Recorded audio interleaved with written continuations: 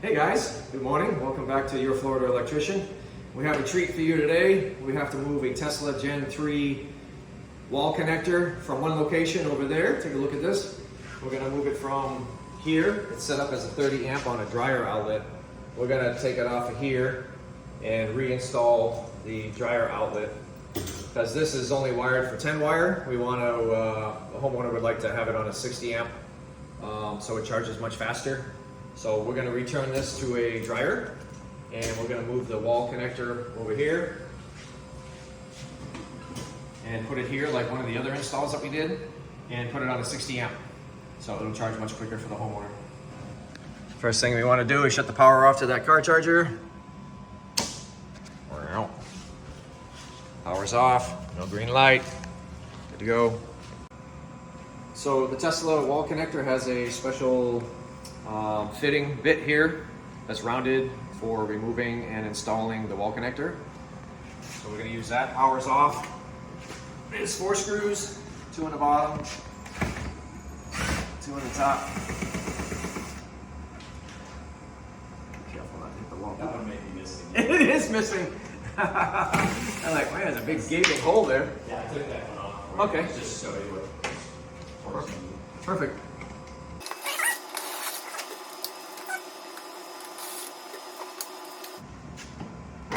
This part pops right off. Careful because it's glass, we don't want to break it. And we just have to undo the wiring, existing wiring. It is off. And we know it's off because the light went up.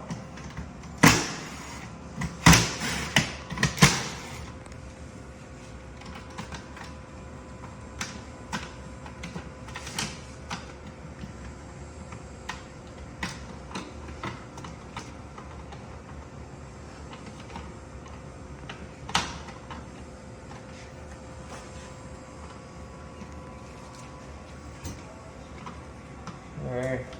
Neutral was tied up because the EV does not use a neutral.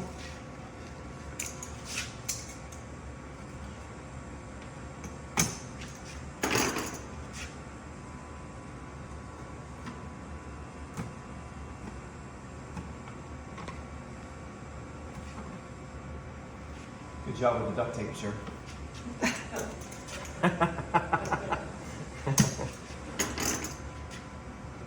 Okay, the box is off the wall.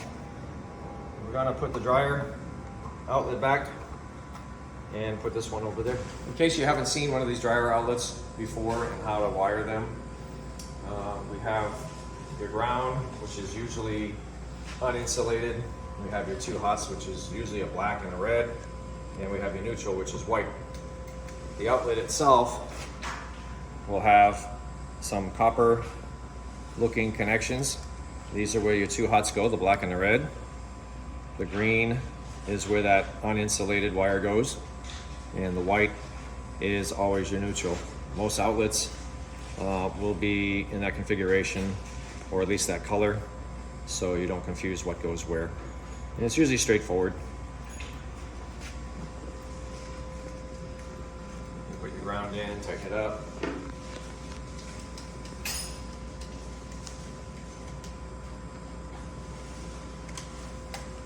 Now your hots don't matter which screw it goes on as far as the 2 copper ones. It doesn't matter which one goes where. There's no polarity, if you will. As long as they do land on the copper, not on the white or the ground, you're good.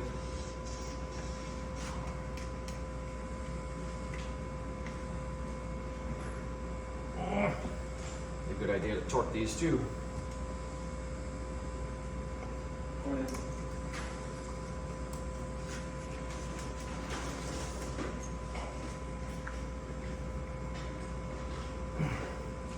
These ones are a little bit bigger, so you do want to make sure they're tight. You don't even have a dryer out here, do you? Okay. Normally, I would suggest to look at the dryer plug and see which way the dryer plug is oriented. So when you plug it in, the cord's hanging down, not sticking up and then going down. I don't have a dryer plug, so I'm just going to put it in. Put it in for like a test plug-in. Yeah. The NEMA. Yep, yep. 1530. Okay, I think it would be this way, but I'm not 100% sure. You got one? Yeah, let's go ahead and check that out. It's always better to know which direction to put this. Sometimes if you put this in like this, whatever you want to plug into it has to plug going up and then coming back down. I already have it open, so if we can figure out this orientation now, that'd be better. Oh yeah! Oh yeah, see, that would have been upside down, yep. I'm not sure which plug this is, so this is for the NEMA. That's the NEMA. 1450. Yeah. Yep. So the homeowner supplied me with a Tesla plug here, the NEMA 1450. So now I can see what the correct orientation would be, at least for this particular outlet. So you can see how this ground here is got like an L, like an L shape to it. So we want that to match on the plug. Never want to see this putting it in the wall, plugging it in up like that. It's just bad work. So always try to get the ground wire as far as you can to the back of the box so it doesn't cause a problem with the other ones. Push the wires in. A little bit harder to muscle these ones because they're big, the 10 wire. Make sure nothing's touching. So once we got that in, this will plug in nice, facing down, and we just got to screw it in. Test it.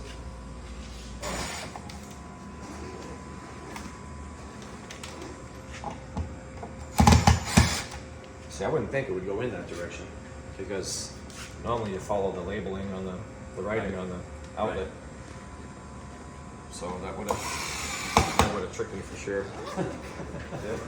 It probably is upside down for dryers. Yeah, I bet you it is.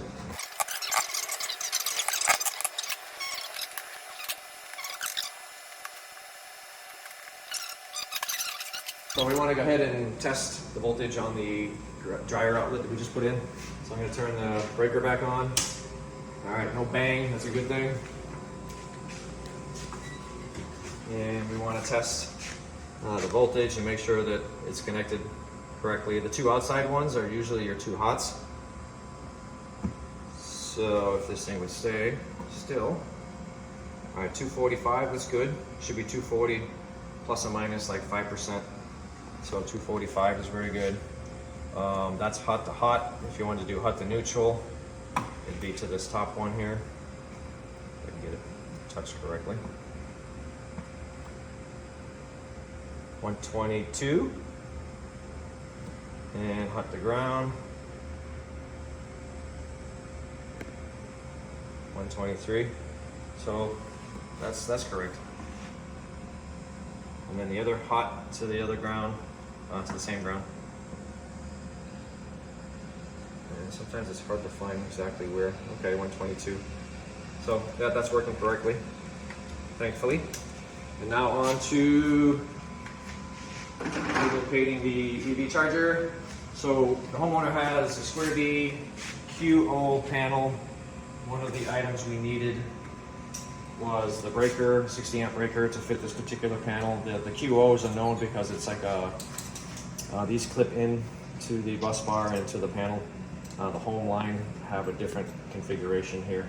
So when we get this panel cover off, I want to see where the knockouts are on the side of the panel and the inside.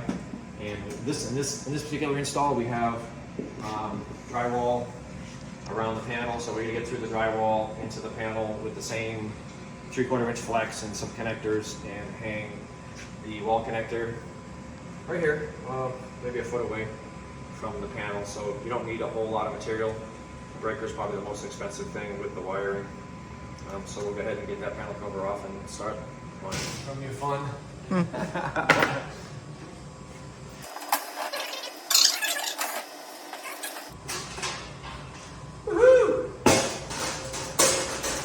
Rolling.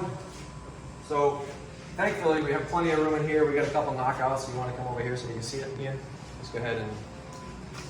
These are different knockouts that are pre-made inside these panels for just what we're going to do. They have some in the back, they have some on the side, different sizes, 1/2 inch.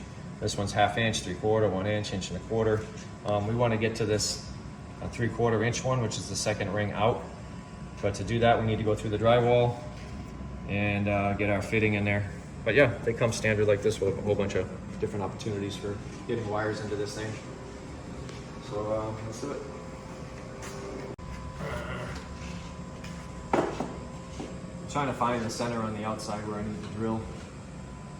I don't want to be off wildly.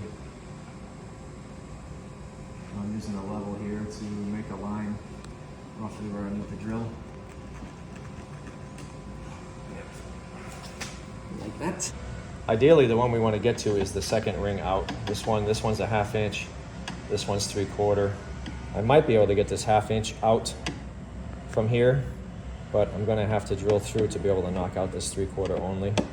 So sometimes you can take what we call a beater screwdriver, one we use to hit a lot, and get into here. Be super careful. I recommend shutting everything off, but I've done this so many times it's not even funny. Try to get the beater screwdriver to get behind this one. If it doesn't work, we'll just drill through it. It may not work.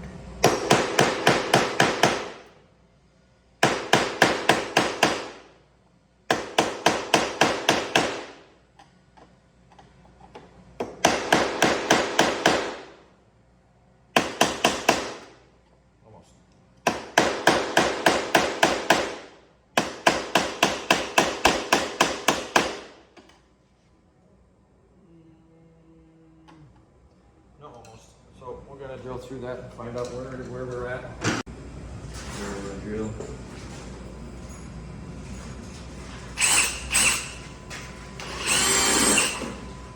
Oh, it's got a space in there. This drill will go through the metal or not. We'll find out here. I'm gonna shut this one off, whatever that is. At least I hit it. I want the boom. So, well, it's kind of close. I really like to be in the middle. So this panel is literally, can you see the space in there? Can you see how far off the concrete this is? So it's a little bit deceptive. When I'm looking out here and looking in there, this is at least a 1/2 inch off the wall. So out here, I need to move this further out to be able to hit the center. It doesn't look like it'd be that far, but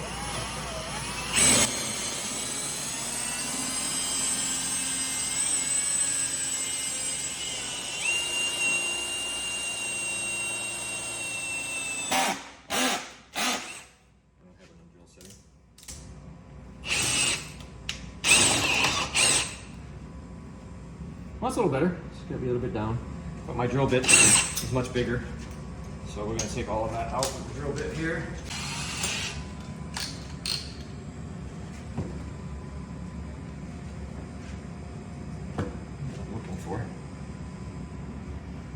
Hopefully it's big enough. I'm going to move it a little bit more.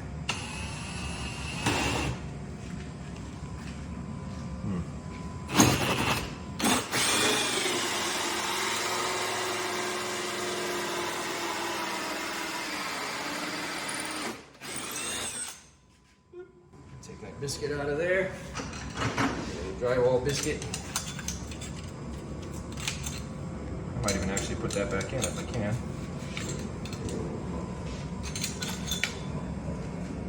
And I got a piece of 2x4.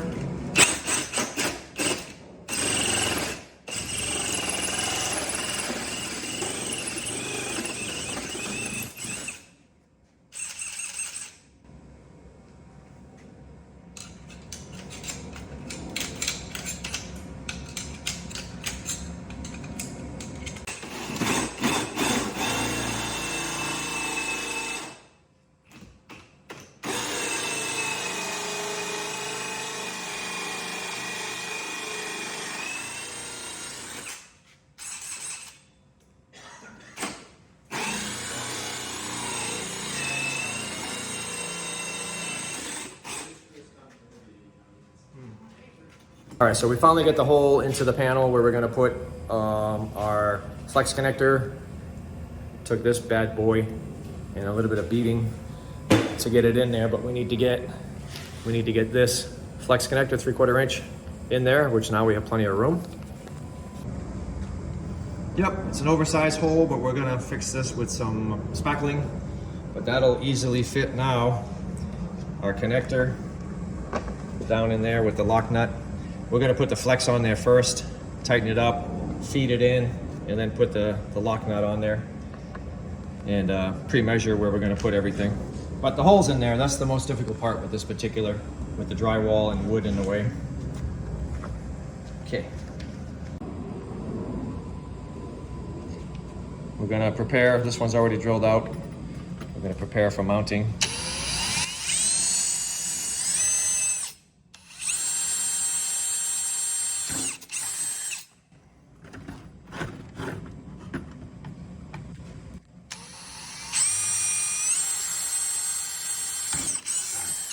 Probably use those 3 holes. Cut it.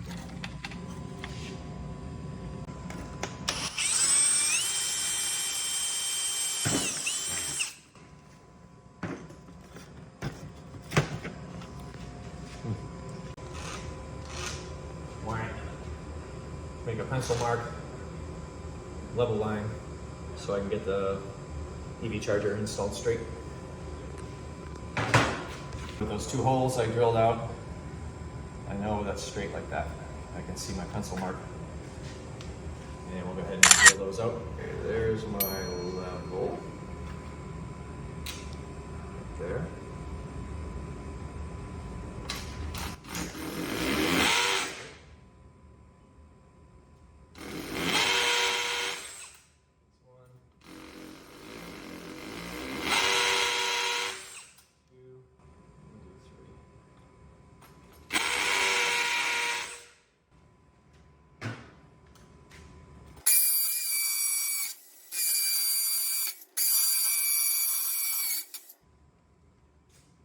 Definitely not a double.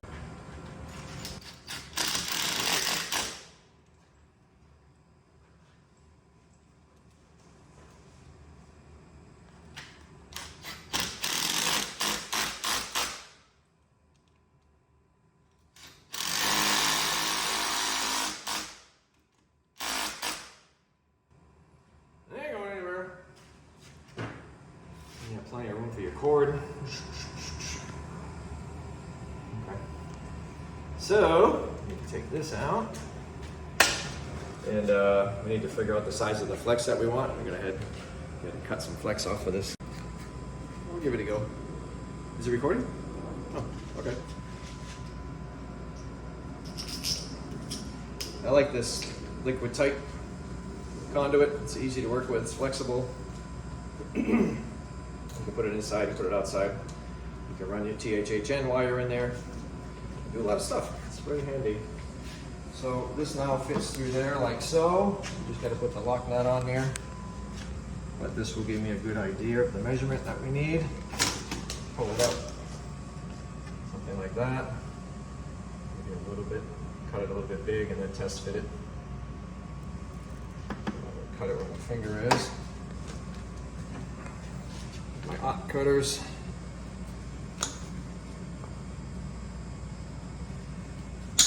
Boom. I have plenty for another 100 jobs here. At this point, you can take your number 6 wire. Yes, even the 6 ground, you can use a smaller ground. Somebody had mentioned in another video, I can get away with 10 wire. It's been my experience, the EV charger will give you some sort of error message about the amount of resistance. So I don't have that problem because I make sure the ground wire can carry the fault current of whatever I'm connecting to. By code you can go smaller, but it doesn't say you can't go bigger. So I like to put bigger wire so I don't have a problem. This is more wire than what I need, so I can trim it once I feed it into the wall connector. Well, we're going to go ahead and put these into the electrical panel. Just be very careful.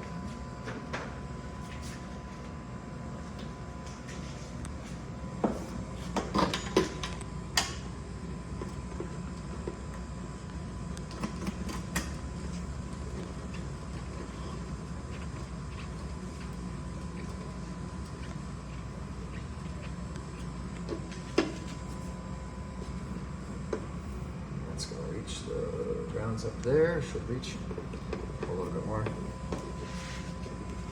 Yeah, that'll reach easily. And if we put the new breaker here on the bottom, that'll reach easily. We just need the other connector on the other end.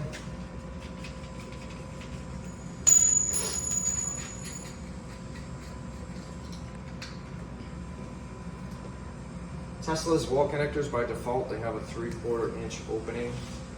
Some other wall chargers, connectors, or whatever, they use 1.25 inch or 1 inch. So it's a good idea to have different sizes of this on hand, different conduit, different connector sizes. But by default, they use 3/4 on the Tesla wall connectors. You can make it bigger, but it's a little bit of a pain in the neck on this one.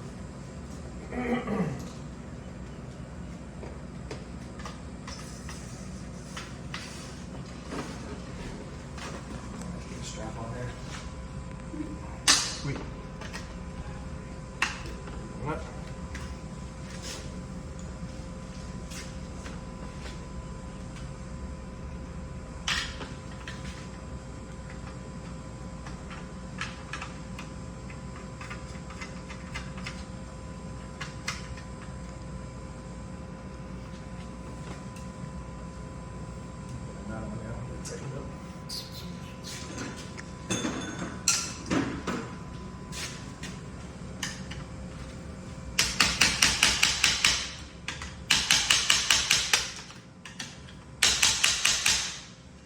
And the same in here. You want to tighten the nut a little bit with your beater. Be careful you don't hit any live wiring. Same thing with this. Don't let this hit anything that's hot. Get that away. So we have plenty of room. I'm just going to get a strap on here. Get it straight. And we'll do the connections. The prices just keep coming down on those things too. It's amazing. Maybe they're reaching economies of scale. You gotta remind me. My safety.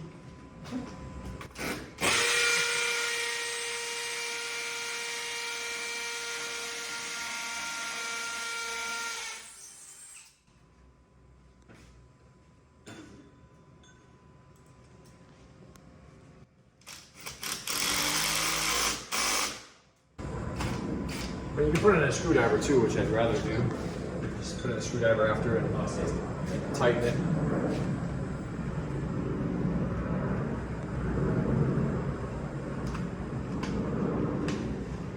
So we get plenty of ground there, that's good. We want this to be up there. And cut these to length. I mean, if I measured it exactly, we could save some wire. Where's your ground in here? There's one up there, which is going to be really hard to get to. This one over here, if you look at the grounds in this particular panel, you got a ground bar here. You can see way in the back the copper. And you got a ground bar here, way in the back. But see all the spaces? And I can actually see it. So I believe I would rather take this ground and bring it up here than try to work through all these arc fault breaker wiring. So I'll leave it long enough to reach that one. It'll be way easier to work with. A little bit more wire, but a lot easier to work with. I'm going to cut these to length.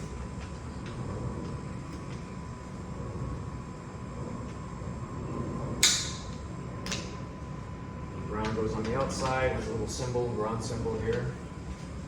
Can you see that? Way in the back. That's your little earth ground symbol. And then over here it has line 2/neutral and then line 1 in the back. You can see that. So my red wire will go in the middle, my line 1 will go on the right side.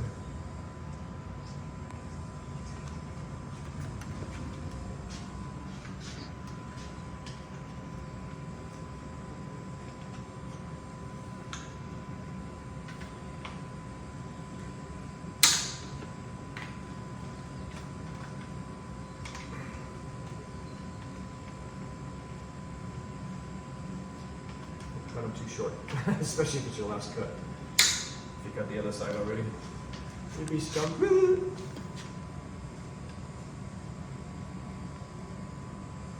I think you need 3/4 of an inch to an inch. On these terminals, it's okay because you can actually extend past. It's open all the way to the bottom here, so you can go past the depth of this terminal here, and it's okay. It's not touching anything. As long as they don't come out the other side and touch each other. I've gotten very used to doing this type of technique with my aught cutter.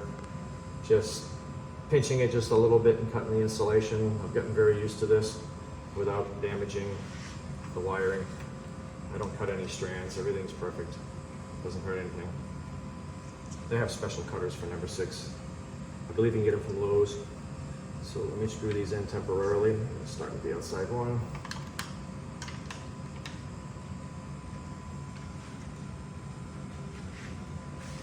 We'll do this temporarily and then we'll hand tight it.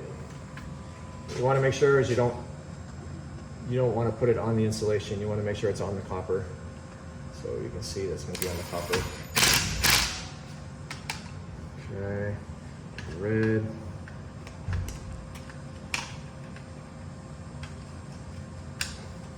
Make sure all the strands get in there. Nothing's sticking out, or it's not under the lug, under the terminal. Black.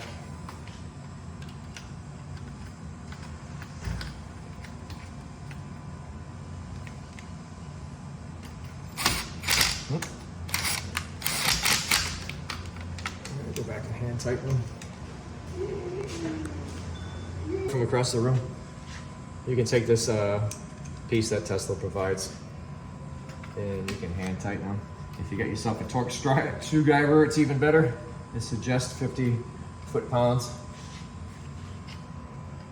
But I typically put this stuff very tight. Loose wires cause fires, so you want to make sure anything that's doing 60 amps or more is tight. See how loose that other thing put them? You want to make sure these are very tight.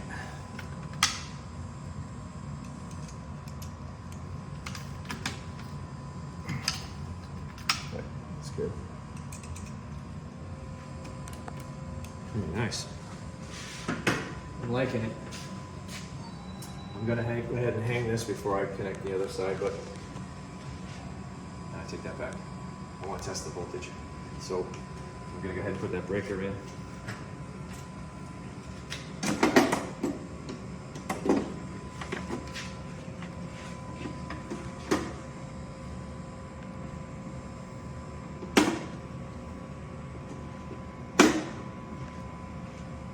This you really should, if you're doing this at home, you really should shut the power off. Whenever you're working with a ground in a hot panel, yeah, things can go sideways real quick. Let's keep this up.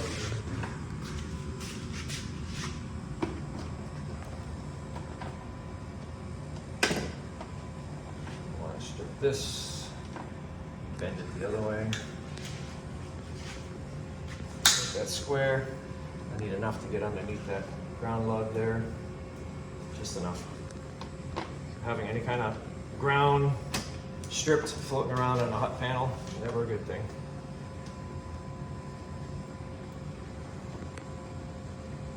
I know somebody online is gonna yell at me. And these are hot screwdrivers, so these are okay if I do touch something that's energized.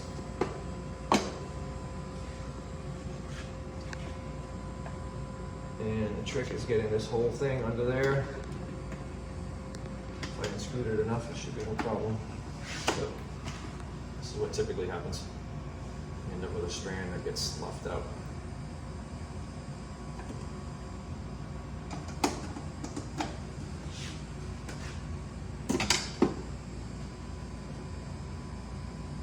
Because the number 6 will fit just right under the lug. You have to get it just right in there. And still, it's doing it to me.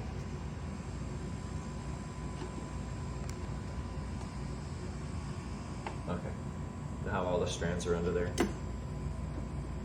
hold it, tighten it up.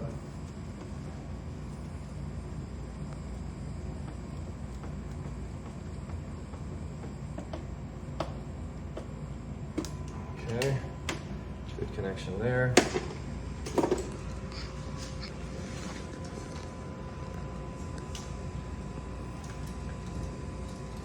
When you go to the store and buy a breaker, make sure you check that these are still there. Sometimes they've fallen out, they've gotten loose and they've fallen out.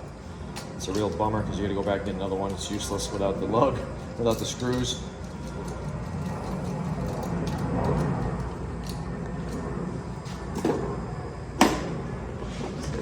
So, yep.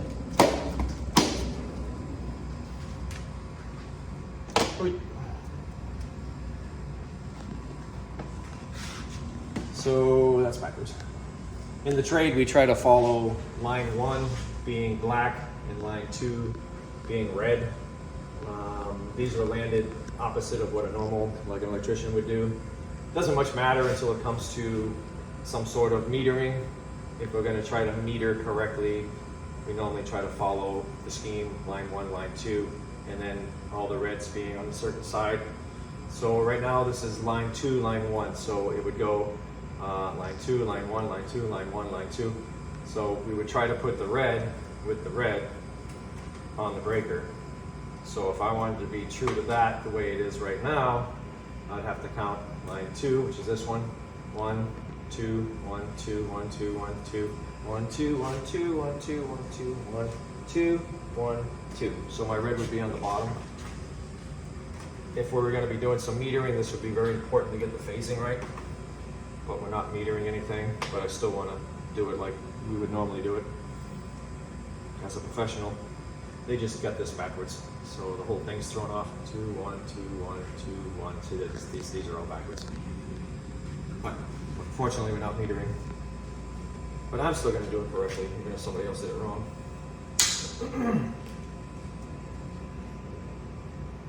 Because maybe later, homeowner want to put a sense in here and get, you know, everything on one side of the house, or all this stuff metered correctly. And it's not going to meter correctly if the phases are wrong. And again, you want to make sure it's on the copper, not on the insulation. Make sure you strip the insulation enough.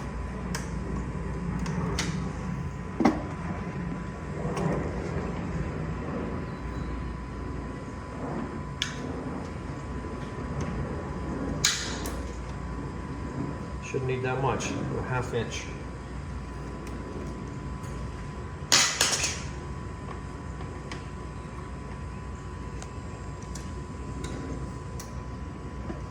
Put that in, hold it, tighten it.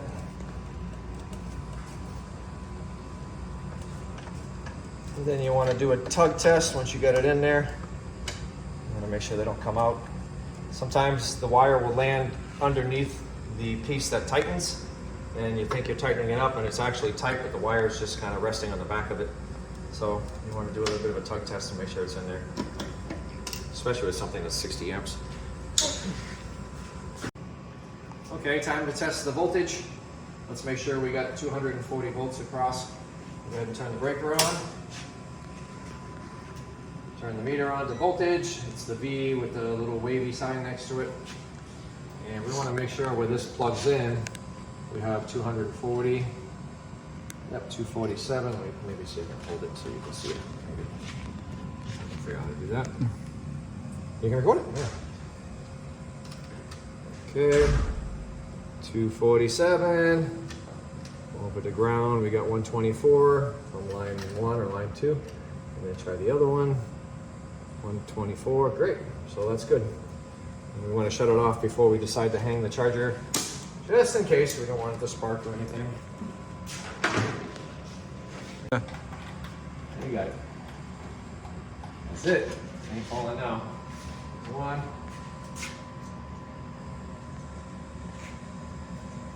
That's good. Switch. Yeah. It shouldn't be going anywhere now. Should. That's really good. Okay, that's good. And we fit the bottom ones. A bit high, but you're a tall guy, so.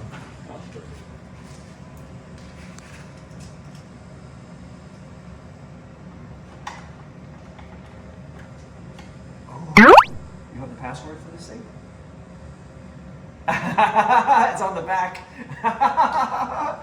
It should, if it loses power, it'll still boot up the same, right? It'll boot up, but you need the password. And the password's on the back. Before I get screwed all the way in, I was just thinking of that. Oh, I gotta do the commissioning. Remember, before you put the charger back up, there is a password on the back to get into your settings. If you don't have the paperwork anymore, you're gonna need this password.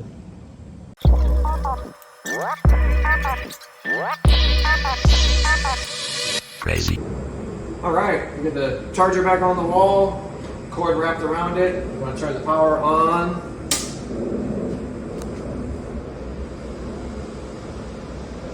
It should come on like that, and then maybe flash you the settings. This is what the current setting is. The 3 means that it's set up for 30 amps. I think it's what it is. If it had all of them on, it means it's set up for 60, so we need to configure this. And then it's going to go into Wi-Fi mode. It's going to blink. And you're able to connect via Wi-Fi for about 5 minutes. So whenever you need to reconnect to it, you need to shut it off, turn it back on, get it into the Wi-Fi mode. And then you can connect to it by 192.168.92.1, I believe. And grab the password that you grabbed off the back of it, and you should be able to log in. You should be able to do that, sir. Okay, now you want to open a web browser.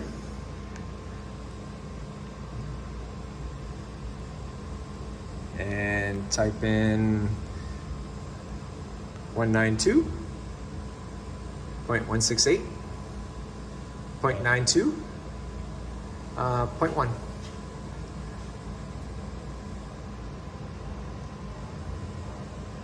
There you are. So you want to drop down to your settings. Let's see. Yes. Yep. And then change that from your 40 amp to 60. Nice. And then you just back out of there. Okay. Save and then back. If it lets you. Keep trying Wi-Fi. Okay, will it let you back up? Oh, save. Yeah, it did. Okay, there we go. Okay, see, look, it just changed. Gotcha. There was only 3 lights before for 40 amp. Now it's all 6 lights, Max so it's output, letting you know. 48 amps. Yep. So if ever you wanted to make your this accessible to the public, you would go under access control, and you would select all vehicles. Gotcha. Or only Tesla vehicles, or authorized Tesla vehicles. And how you do the authorized is you can put in the VIN numbers. Oh, nice. Tesla VIN numbers, so it would Nice. only let certain people, like your friends or so on, Nice. do it, and you can just add the number. Really cool. Awesome. Go all. Okay. All. I'm generous. And then yeah, just gotta find that save button again, I guess. Where was that? Okay. So now I think you're good to go. We're gonna move the stuff out of the way. And power sharing, this one here is for if you select power sharing.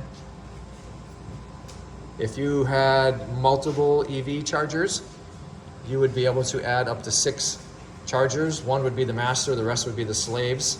And you could choose maximum output of, say, 100 amps if your system can handle that. And you would be able to plug in all 6, and it wouldn't pull more than 100 amps. So when one got full, it would add more amps to the other 5 remaining. Really cool feature if you have a ton of money and a bunch of cars. But it's really neat. All right, we're good to go. Let's go bring the car in. So here's the wall connector with its adapter. And that's running over now and charging the car at kind of blurry, 24 amps. So if you didn't want to pay to put the wall connector in and have an electrician connect it, and you had a dryer outlet handy in the garage, you can use the wall connector and still get 24 amps, which is respectable. It's very good. I like it. Well, there you have it. One more wall connector on the wall, working, functioning. Looks great. Homeowner will be able to charge it 48 amps now. And that is really great. We'll see you on the next one. So also Tesla has, if you travel a lot and need to charge different situations or whatever, they have a NEMA bundle. What the hell they call it? NEMA Adapter Bundle, which has all kinds of different plug configurations. So wherever you end up, chances are they have the correct plug or adapter for it. 110s, 240s. That is awesome. So if you're gonna be on the road a lot and stopping at people's houses possibly, and you wanna have every option possible, this would be a really good item to have. Really nice.